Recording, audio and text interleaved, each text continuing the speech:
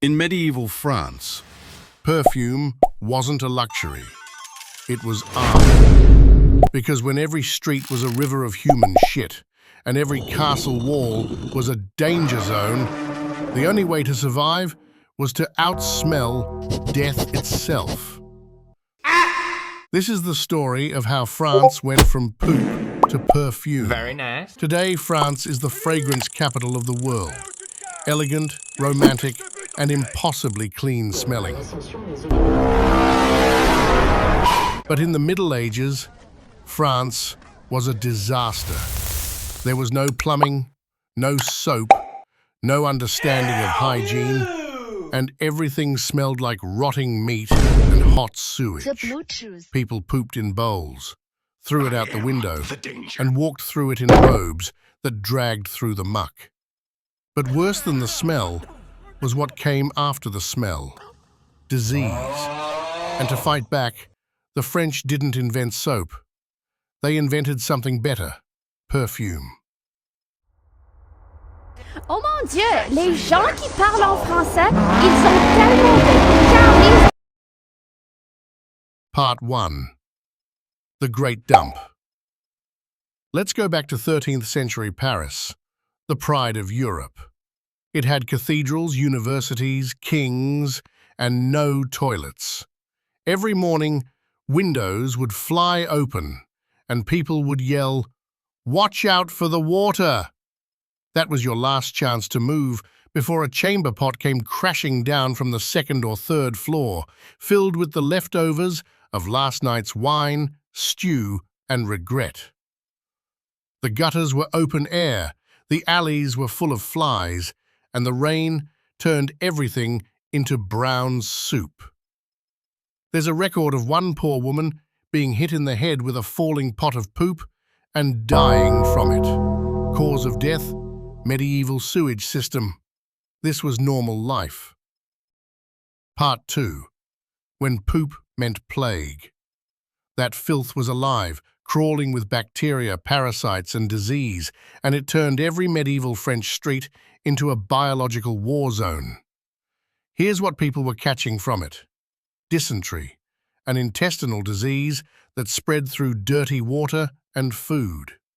It caused diarrhea so severe that people died from dehydration in a matter of days. Entire villages could be wiped out by a contaminated well. Cholera. It didn't arrive in France until later centuries, but when it did, it thrived. Why? Because everyone drank from the same poop-infected rivers. Giardia, tapeworms, roundworms. Because hand-washing didn't exist, neither did hygiene.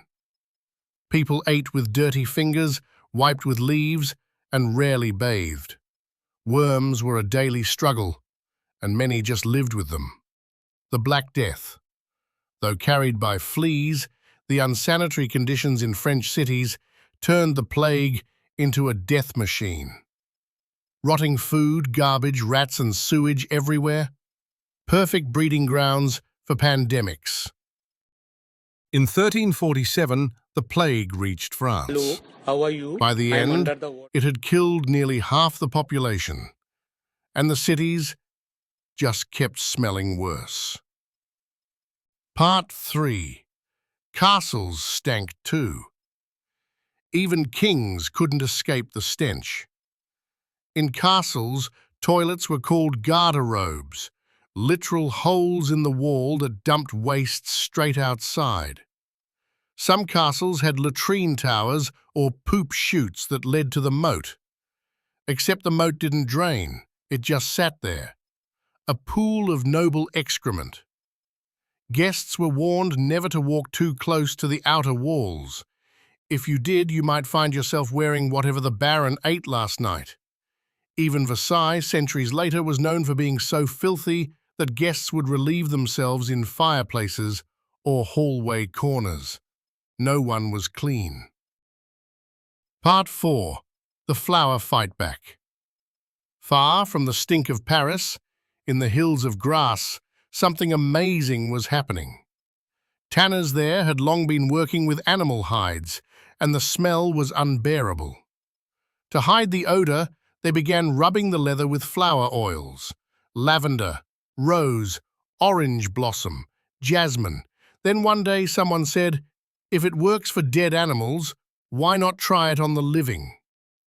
Soon, nobles in Paris began requesting scented gloves, belts, and scarves. They bathed once a month, if that, but perfume became daily survival.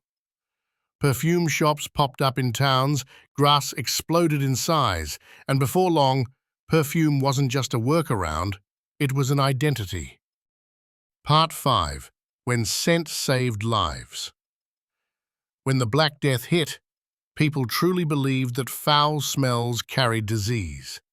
That theory wasn't totally wrong, they just didn't know what bacteria was yet. Doctors wore plague masks filled with herbs like mint, cloves, and rosemary. Some nobles who stayed indoors, drenched in perfume and away from the streets, actually survived outbreaks better than the poor. Part 6. From filth to fashion. By the 1600s, the French court was obsessed with perfume. Louis XIV was called the sweetest-smelling king, not for hygiene, but for desperation. He was known to wear different scents for every part of the body. One noble even bathed in goat milk and lavender every week. But while France smelled rich, it was still dirty. Versailles was gorgeous and disgusting at the same time. The people may have been covered in lice, disease, and sweat, but they smelled like heaven. And through it all, the humble flower fields of Grasse kept producing, distilling, bottling, and shipping the only thing that could make life bearable. So next time you walk into a boutique and spritz a little Chanel No. 5, remember it didn't start with fashion, it started with sewage. The perfume you wear today exists because medieval people threw poop from windows, died from their own waste, and then said, "We can't fix this, but we can cover it up." And in doing so, they transformed filth into fragrance and turned a national crisis into a global luxury. That's the real story behind French perfume, a tale of poop, plague, and petals.